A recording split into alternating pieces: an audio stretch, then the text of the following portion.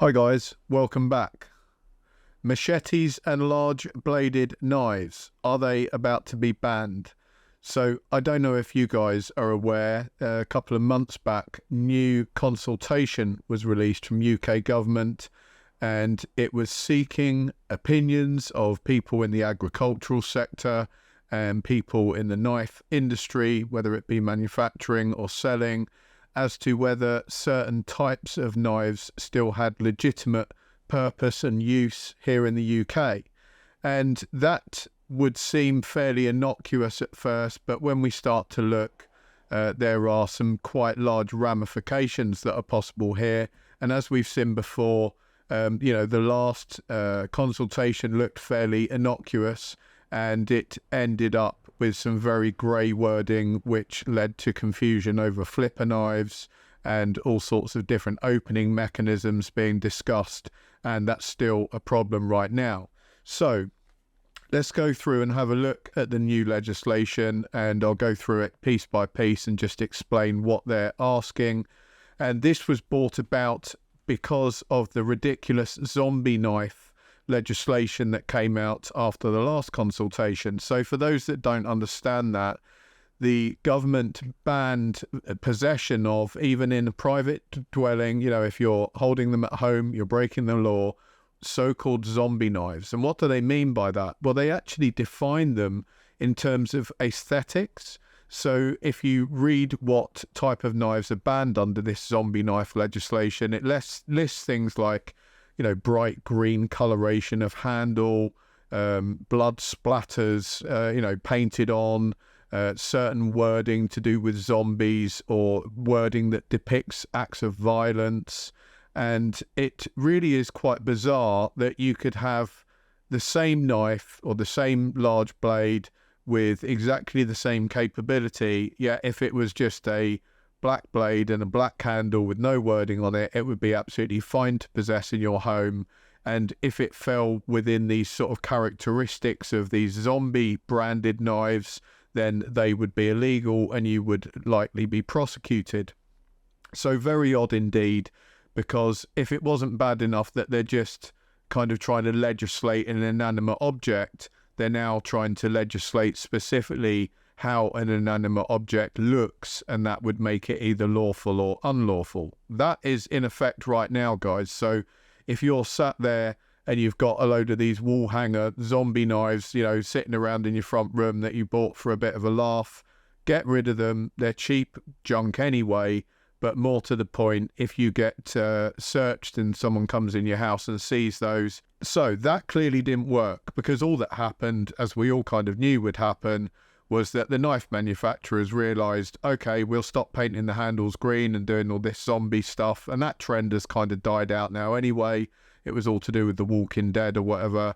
And now they're just producing exactly the same knives, but with black handles and, normal coloration, and people are still free to buy those.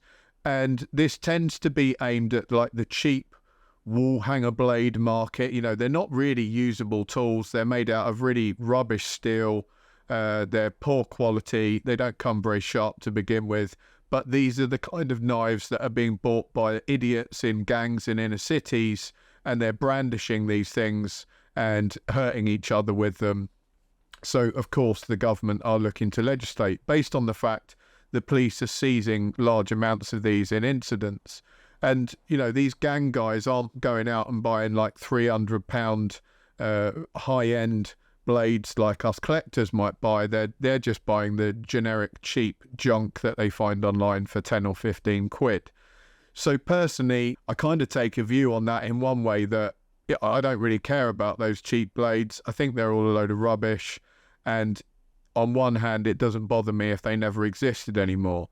However, I do think that this is likely to open the floodgates for a wider ban on large bladed knives. And that's my concern, is that I've got, for instance, a Parry blade, which is a very expensive piece designed by Mal Parry.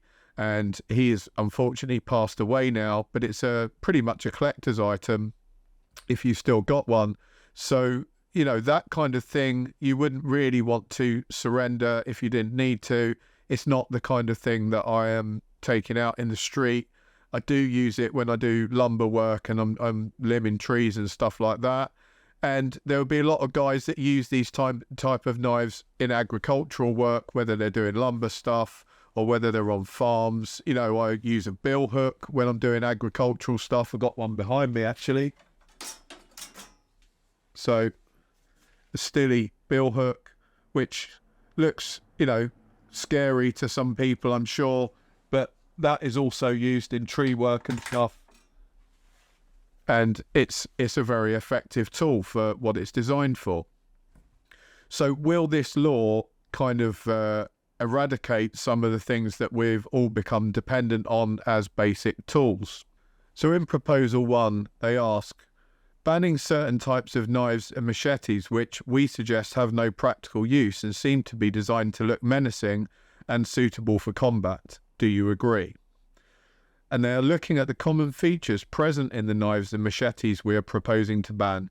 Do you agree that any legal description should refer to the article containing both smooth and serrated cutting edges, the article containing more than one hole, the article being of a certain length? Are there any features that should be included in the legal description? And they do actually add some pictures of the types of machetes and large bladed articles they're referring to.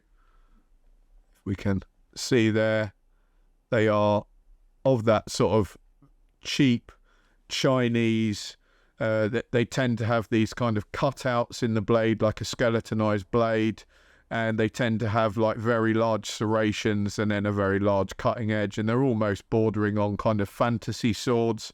And they do in this proposal actually mention fantasy knives, you know, large bladed fantasy knives and swords as well. So on the face of it, it's pretty clear what they are aiming at there. And then question 4, looking at the length of the type of knives and machetes we are proposing to ban, we invite views on whether the minimum length should be 8 inches, 9 inches, 10 inches, or any other length. So that's where things get a bit concerning, is if they don't bother following the strict legislation about holes in the blade and the serrations and all that kind of thing, what if they just go for an overall ban based on length? That would be a problem for a lot of people. And the last question they ask in that first part of the consultation, we would like to understand whether and to what extent machetes and large outdoor knives may be needed currently in the UK. So it's pretty clear from that question that they're also just considering abolishing those tools altogether, which, as I've said, things like bill hooks and standard machetes for ground clearance, etc., that's going to be a big problem. You know, if you're a tree surgeon or you're someone who works on a farm, those things are everyday tools to you, and that's going to be a big issue if they become eradicated. If you go out and do, you know, camping for weeks on end and you're doing fires and building shelters and stuff like that, those are standardized tools for that kind of thing. And then Proposal 2, the power to seize, retain, destroy certain bladed articles held in private if the police are in private property lawfully and they have a reasonable belief that they could be used in serious crime. Which again, on the face of it, seems pretty reasonable, and this is born out of the fact that if the police, for example, go and investigate a house because it's got drug dealing going on in it, they may even find the drugs that the guys have been dealing in there, and then they come across these machetes stashed around the place. It's fairly obvious to anyone what those guys have those machetes for. They're obviously not tree surgeons, and they're not, you know, doing a bit of agricultural work in between drug dealing. So they're clearly keeping them as weapons, and the police are becoming frustrated that at the moment they have no powers to remove them. I agree that that sounds like a very good idea. I don't particularly want a house full of idiot drug dealers to have, you know, machetes all over the place. So yes, that's great. The problem is, will the police like overreach on that? And they have got history of doing this. So will it be that if they came round my house and they saw one of these articles, that clearly states in that proposal there that, you know, as long as they're legally in my house, let's say I've invited them in for a chat, or they've come in with a warrant for something completely different, or maybe they've come around to talk to you about a speeding offence or something, and they happen to see that you have some large bladed article which you actually do use for agricultural work, would they then, just for the sake of it, seize that and take it off you and destroy it, and you've got no right to come back at all, because that legislation would give them carte blanche to do that, whether you were a tree surgeon or not. And then they then go on to ask, we invite views in relation to whether the powers should apply to any knife in private or to knives of a certain length.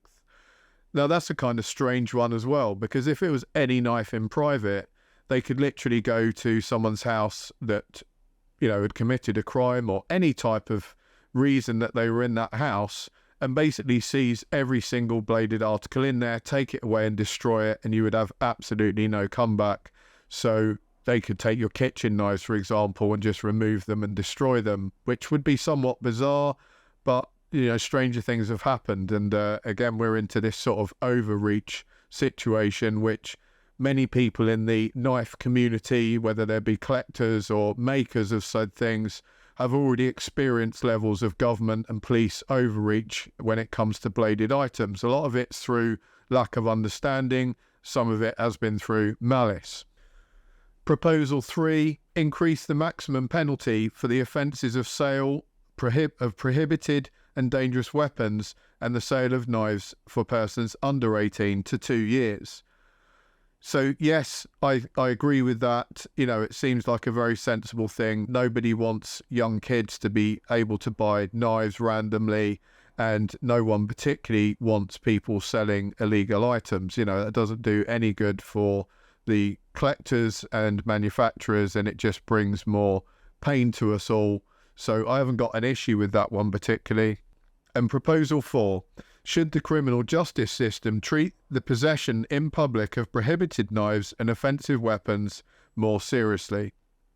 Well, on the face of it, yes. But as we've seen with this very grey area with folding and locking knives, let's say, for example, you had a flipper knife and you were using it, to go and do some bushcraft or whatever, and then you got stopped and you said, yeah, I'm going to go and do some bushcraft, and that particular policeman said, well, I believe this flipper knife falls under the flick knife part of the act or the gravity knife part of the act. He would then maybe look to prosecute you, and if that was successful, you could end up being prosecuted and actually getting a much tougher sentence than before. So I think we should be maybe careful on consideration of that one. And then last of all, proposal 5, a new possession offence of bladed articles with the intention to endanger life or to cause fear of violence. That seems an unusual requirement, given that if you're walking around the street with a bladed article and you're acting in a way that's, intimidating and scaring people, I would imagine that's already against the law. I can't understand where that new type of law would apply. So leave a comment down below if you've got any ideas on that one.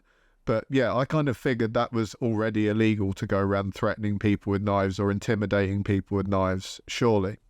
Then they go on to ask, business or trade members, do you sell many of these kinds of knives that are being discussed, i.e. these kind of large bladed cheap machetes and fantasy knives? How might that affect your business? What type of blades you sell in terms of the specifics, i.e. serrations and holes through the blade. So they're basically trying to ascertain how many of these things are out there or going to be out there, and whether or not that's going to have a huge impact on people's businesses, or if you are more conspirational, they're just trying to ascertain how many of these things they need to round up and get rid of. And they then ask about the lengths of these blades to people in the business. So they're talking about the knives that they may sell, what sort of lengths are they? And they're asking for estimations on sort of volumes of how many of those blades they're getting through, how many they stock, etc. Which is, again, interesting. They're clearly looking at making some regulations about blades of a certain length based on the consultation questions they're asking. And that remains a concern for a lot of us. And I get this is a nuanced issue.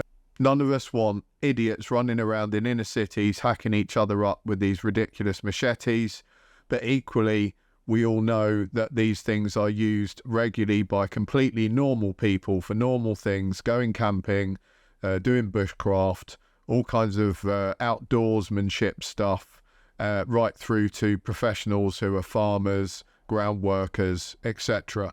And that's where the problem lies. You know, you're going to regulate something that is in use by many, many responsible and good people and possibly stop them using it because of the actions of a few idiots.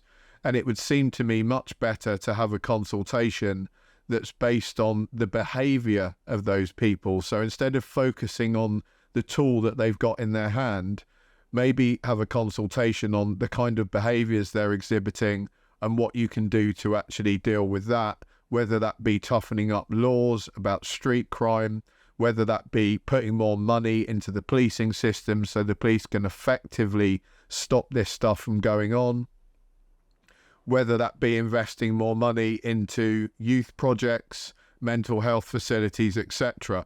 There's all kinds of complex debates and arguments to be had, but none of that seems to be going on. No one wants to discuss injecting money into anything. It's all to do with the removal of these objects rather than actually dealing with the problem. It's a bandage over a wound. And we're already seeing how ineffective some of this knife law is, because now they've made knives more illegal for people to carry on the street if they've got bad intentions and they're carrying these dangerous articles as weapons. The guys have actually started moving over to carrying screwdrivers and hammers. So if you see a lot of street crime now in London, you'll see the offenders are carrying hammers because they know that if they're caught with that, then there's not this automatic kind of lengthy prison sentence, and there's not a politicisation of what they've been caught with, because hammers haven't made it to the news yet. I'm sure they will, you know, because that will continue to grow. And in the end, there'll be so many people whacked over the head with hammers that will be the new trendy thing that the government need to clamp down on, and there'll be public outcry, and the Sun newspaper will have a picture of an aggressive looking hammer, and they will start to regulate the sale of those as well. And the trouble is with that, it never ends. You know, you cannot stop violent behaviour by regulating the objects used in that violent behaviour. Because at the end of the day, if you regulated every object on the planet, those idiots would still beat each other to death with their bare hands. And then what you're going to do? Regulate the use of arms and hands in public? You know, it gets ridiculous. Regulate the behaviour, not the objects. So, unfortunately, I've made this video too late for people to actually reply to that consultation. It's something I have replied to, but it's only in light of recent events where I had a visit and made a couple of videos about that to do with flipper knives that I thought this would be worth publishing, because now I've got a few guys that are interested in knife law and stuff subscribing. So in case they hadn't heard, I just thought I would stick this out there and warn people in advance that this is coming. I hope you enjoyed the video, guys. Leave a comment down below. I'd love to hear from you. Even if you're not a knife person, I'd love to hear your opinions. Keep it pleasant. You know, I've had a few nasty comments on some of the videos that I've had to remove. There's no need to abuse anyone. I'm not here to kind of throw shade at people. I'm not here to abuse the police, and I'm not here to take issues with anyone politically, religiously, racially, culturally. I haven't got any issues around those things. All I'm here to do is to be concerned for us knife collectors, reviewers and manufacturers, and just keep an eye on what's going on. Thanks, guys. Have a great evening. Take care.